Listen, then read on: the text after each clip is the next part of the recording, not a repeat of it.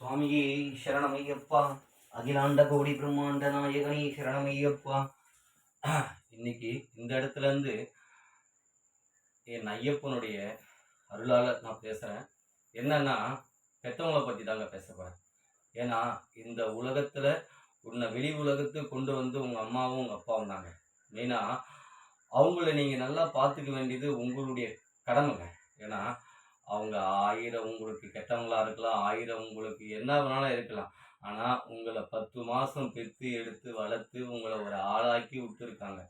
ஏன்னா நீங்க பெய்கிற மூத்தத்திலேருந்து பீலேருந்து வாரி உங்களை கஷ்டப்பட்டு உங்களுக்கு என்ன ஆகணும் ஏது வேணும் பார்த்து பார்த்து செஞ்சு உங்களை ஒரு ஆளாக்கி மரமாக்கி விட்டுக்கிறாங்க. அதுக்காவது நீங்களாம் நன்றியோடு இருக்கணும். இன்னைக்கு பெற்றவங்க எவ்வளோ பேர் அனாதாசிரமத்தில் இருக்கும்போது அதை பார்க்கும்போது கண்ணு கலங்குது நம்மளுக்கு. தயவு செய்து அப்பா அம்மாவை அந்த மாதிரி ஒரு அனாத ஆசிரமத்தையோ பிளாட்பாரத்திலையோ எங்கேயோ விட்டுறாதீங்க. அவங்க செய்த 1000 நல்ல விஷயங்கள், கோடி நல்ல விஷயங்களை பாருங்க. ஏன்னா அந்த கடனை உங்களால் அடைக்கவே முடியாதுங்க. ஒரு தாய் தான் தாய்ப்பாலை கொடுக்குறாங்க பாருங்க, அந்த பாலுக்கு என வேறு எதுவுமே கிடையாதுங்க. அந்த சக்தியே மருந்தா தராங்க. அந்த சக்தி மருந்தா தாய்ப்பால் தராங்க. அந்த தாய்ப்பாலை புனிதத்தை நீங்க கேவலப்படுத்துறீங்கன்னா, ஒரு பெத்தவங்க பார்த்துக்க உங்களால முடியலன்னா இறைவன் உங்களை மன்னிக்கவே மாட்டாங்க. நீ செய்த அந்த கர்ம வினை உங்களை தண்டிக்கவே செய்யும். ஒவ்வொருத்தவங்களும் பெத்தவங்களை பார்த்துக்கங்க. பெத்தவங்க பார்த்துக்கலன்னா அதை விட ஒரு கொடுமையானது வேறு எதுவுமே கிடையாது. இன்னைக்கு இவங்களுக்கு, நாளைக்கு உனக்கு, அதை விட மோசமான நிலைமை அடைவீங்க. பெத்தவங்க அவங்க என்ன செஞ்சாங்க, ஏது செஞ்சாங்க நினச்சி பாருங்க. அவங்களுக்கு ஏற்று வாழ்ந்துங்க. என் வாழ்க்கையில பார்த்தேன்னா, எனக்கு அன்னையாகவும் தந்தையாகவும் குருவாகவும் குலதெய்வம் இஷ்டதெய்வம் எனக்கு ஒவ்வொரு விஷயம் சொல்லி கொடுத்தது யாருமே கிடையாதுங்க. சத்தியமா இந்த இடத்துல இருந்து சொல்றேன், எனக்கு யாருமே கிடையாது. என் ஐயப்பன் ஒருவனே இப்படிதான் இருக்கணும், இப்படிதான் போடணும்னு தாம் பிள்ளைய வழி நடத்துற என்ன தெய்வம் ஐயப்பன் ஒருவனே. ஐயா ஞானதாரம் தந்த உன்னை நான் என் தந்தை என்பதா, அறிவு இங்க புகட்டான், நல்லதை இங்க செய்யடான்னு சொன்ன வச்சவங்க செய்ய வச்சவங்க என்கிட்ட உயிரோடு வாழ்ந்துட்டு இருக்கார் ஐயப்பன். இது சத்தியமான வார்த்தை. நாளைக்கு நான் மறைஞ்சா கூட என்னுடைய சரித்திரம் பேசும், இது உண்மை. என்கிட்ட ஐயப்பன் பேசின்னு இருக்கான், வாழ்ந்துட்டு இருக்கிறான். எனக்கு பிள்ளையாகவும் அப்பாவும் அன்னையாகவும் தந்தையாகவும் நான் கெட்ட வழிக்கு போனால் அப்படி திருத்தி இப்படி வாடகை இட்டுன்னு வரார் ஐயப்பன். இது ஏன் சொல்ல வரேன்னா, எல்லாரையும் பார்த்துக்க வேண்டியது நம்மளை கடமைங்க. பெற்றவங்களை பார்த்துக்கணும், கூட பிறந்தவங்களை பார்த்துக்கணும், எல்லாரையும் பார்த்துக்கணும். யார் மனசு நோகக்கூடாம தான் இருக்கணும். ஆனால் என் மனசை நோகடிச்சுங்க பல பேர் இருக்காங்க, அது ஐயப்பனுக்கு தெரியும். ஆனால் அவங்களாம் என் கிட்ட கூட நெருங்க விடலை பகவான். நல்லவங்களை மட்டும் என் கிட்ட நெருங்க விட்டுக்கிறார். இதுதான் உண்மை. இதை ஏன் சொல்ல வரேன்னா, பெற்றவங்க நல்லபடியாக பார்த்துங்க. நான் இன்னைக்கு ஐயப்பன் பேர் நான் டெஸ்ட் ஆரம்பித்து நான் ஃபஸ்ட்டு நான் என்னை உதவி செய்ய வைக்கிறேன் எங்கே தெரியுங்களா? தான் புள்ள மாதிரி பார்த்தவங்க பெற்றவங்கள அவங்களுக்கு உதவி செய்யறதுக்கு ஃபஸ்ட்டு ஸ்ரீ கண்கண்ட தெய்வம் ஐயப்பா சேவா ட்ரஸ்ட் அவங்களுக்கு உதவி செய்ய வைக்கிறார். அவங்களை எல்லாரையும் கஷ்டப்படுற பகவான் என்னை பார்க்க வைக்கிறார். பாருங்க, பகவான் பார்க்க வைக்கிறார். அப்போ முதல்ல மஞ்ச மாதாவுக்கு போய் நான் அன்னதானம் போடுறேன், ஈஸ்வரனுக்கு போய் நான் அன்னதானம் பண்ணுறேன். அப்போ கண்ணு கலங்க வைக்கிறப்ப அவங்களுக்கு என்ன தேவையோ ஏது தேவையோ என் ஐயப்பன் மூலியமாக அவங்களுக்கு நான் செய்கிறேன். என்னால் முடிஞ்சது எனக்கு தெரிஞ்ச முடியாமல் வருஷத்துக்கு ஒரு புடவை, பாவாடை, செப்பலோ, தலைவலி தைலமோ என்னால் முடிஞ்ச உதவி அவங்க பெற்றவங்களுக்கு நான் செய்கிறேன். எங்கள் பெற்றவங்களையும் நான் பார்த்துக்கிறேன், மற்றவங்களையும் என்னை பார்த்துக்கிற பாக்கியத்தை ஐயப்பன் எனக்கு கொடுத்துக்கிறான். நான் என்கிட்ட பணம் கிடையாது, நான் சேர்த்து என் பணமும் கிடையாது, எதுவுமே கிடையாது. என்கிட்ட நான் சேர்த்து வைத்து மிகப்பெரிய சொத்து என் ஐயப்பன் ஒருவனே. அந்த சொத்து என்னை பாதுகாத்துக்குது. என் பொண்டாட்டி பிள்ளைக்கு நான் எதுவுமே சேர்த்து வைக்கிறேன், எங்கள் அப்பா அம்மாவுக்கும் நான் எதுவுமே சேர்த்து வைக்கிறேன். அதனால நான் என் சேர்த்து வச்ச சொத்து என் ஐயப்பன் ஒருவனே. உட்காஞ்சிட்டு இருப்பாருங்க, பின்னாடி உட்காஞ்சிட்டு இருப்பாருங்க 18ஆம் படியோட. நான் சேர்த்து வச்ச சொத்து மிகப்பெரிய சொத்து. அதுதான் அந்த சொத்து எந்த கொம்பனாலையும் சேர்த்து வைக்க முடியாது, யாராலையும் சேர்த்து வைக்க முடியாது. அதுக்கு நீங்கள் ஒரு நல்ல மனிதனாக இருக்க வேண்டும், பெற்றவங்களை பாதுகாக்க வேண்டும், அக்கா தங்கச்சியை பாதுகாக்க வேண்டும், நீ ஒரு நல்ல தூய மனிதனாக இருக்க வேண்டும், இரக்கமுள்ள மனிதனாக இருக்க வேண்டும், நல்ல மனிதனாக வாழ கற்றுக்கொள்ளுங்க. ஏன்னா பெற்றவங்க உங்களுக்கு என்னதான் எது செஞ்சு என்ன திட்டாங்க போயிட்டாங்க, இவங்கெல்லாம் ஒரு இதுவா பொண்டாட்டி பேச்சை கேட்டுக்குன்னு அப்பா அம்மா வெளியே விட்டுறாதீங்க. ஏன்னா அதை விட மிகப்பெரிய ஒரு நரகத்தை நீ அனுபவிப்பார். அதை விட மிகப்பெரிய ஒரு நரகத்தை அனுப்புவார். எங்கள் அப்பா அம்மாலாம் என்னை புரிஞ்சிக்காம இருந்தாங்க. எனக்கு எங்கள் அப்பா சாபம் விட்டுக்கிறார், எங்கள் அம்மா சாபம் விட்டுக்கிறாங்க. ஆனால் அதையும் தாண்டி அதெல்லாம் எனக்கு பெரியதில்லை. உன் சாபம் என்னென்னா செய்ய போகிறேன், என்னை பெற்றவங்க என்ன சாபம் இல்லை, சாபம் விட்டுட்டு போங்க. என்னை பாதுகாக்க என் ஐயப்பன் இருக்கிறான். அதெல்லாம் பெற்றவங்க சாப்பிடலாம் எதுவுமே கிடையாதுங்க. அதெல்லாம் மனசில் வச்சுக்காதீங்க. எனக்கு எங்கள் அப்பனுக்கு 1000 சண்டை வரும்.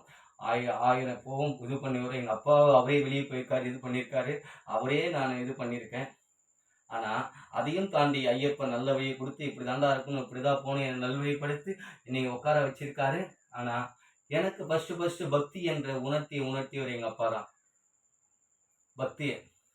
ஐயப்பனும் எனக்கு இந்த ஐயப்பன் கரூரிலே பிறந்த நான்.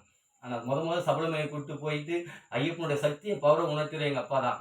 அவர் எந்த இடத்துல போணும், எந்த இடத்துல உட்கார வைக்கணும், அவர் நாளைக்கு இறந்தா கூட எந்த இடத்துல அவர் உட்கார வைக்கணும்ன்ட்டு பகவான் ஐயப்பன் இன்னைக்கே எனக்கு தீர்மானிச்சுட்டாரு. எங்க அப்பா எப்படி இட்டுட்டு போனோம், எப்படி வரணுன்ட்டு. ஏன்னா அவ்வளோ கஷ்டப்பட்டு வளர்த்தாங்க போனாங்க. அப்படிப்பட்ட அப்பாவை நீங்க பெருமைப்படுத்தி அவங்க சொத்து சேர்த்து வைக்கல, அதை சேர்த்து வைக்கல, தயவு செய்து மனதை புண்படுத்தாதீங்க. உன்னை பெத்ததே ஒரு பெரிய சொத்து தான்டா. கை கால் நல்லபடியா வச்சு போயிருக்காங்கல்ல, அப்புறம் என்ன பெத்தவங்க சொத்து சேர்த்து வைக்கல, அதை சேர்த்து வைக்கலன்னு பேசுறீங்க. மிகப்பெரிய ஒரு தப்பு. ஒவ்வொருத்தரும் இன்னைக்கு உலகத்துல 90% பார்த்து தாண்டா பண்ணிருக்கீங்க பெத்தவங்களுக்கு. அங்கங்க அனாத ஆசிரமத்தையும் பிளாட்பாரத்திலையும் இருக்காங்களா? இதை விட ஒரு கொடுமையை நீங்க அனுபவிக்க போறீங்க, நரக வேதனையை அனுபவிக்க போறீங்க. தயவு செய்து பெத்தவங்களை இது பண்ணாங்க, அவங்க கண்ணீருக்கு ஆளாகாதீங்க. தயவு செய்து புண்ணியத்தை சேர்க்க பாருங்க, பாவத்தை சேர்க்காதீங்க.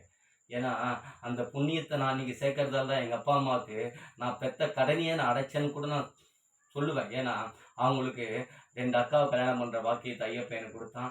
என் கல்யாணத்தை பண்ற பாக்கியத்தை கொடுத்தான். 60, 70 கல்யாணம் பண்ற பாக்கியத்தையும் எனக்கு ஐயப்பன் கொடுத்தான். அவன் 5 படையோடு இருக்கிறான். தான் பிள்ளைக்கு 5 கல்யாணத்தோட ஒரு பெருமை ஐயப்பன் எனக்கு கொடுத்துருக்கான். பாருங்க, அப்ப நான் எவ்வளவு புண்ணியம் செஞ்சிருக்கோம், அப்ப நான் எவ்வளவு நல்ல மனசோட இருக்கணும். அப்ப பகவானு 60, 70 2 கல்யாணத்தை பண்ணி வைக்கிறான். ஒரு தகப்ப ஸ்தானத்துல இருந்து ஒரு அக்கா தங்கச்சிகளை கல்யாணம் பண்ணி கொடுக்கறான். அவன் கல்யாணத்தை அவனே பண்ணிக்கிறான்.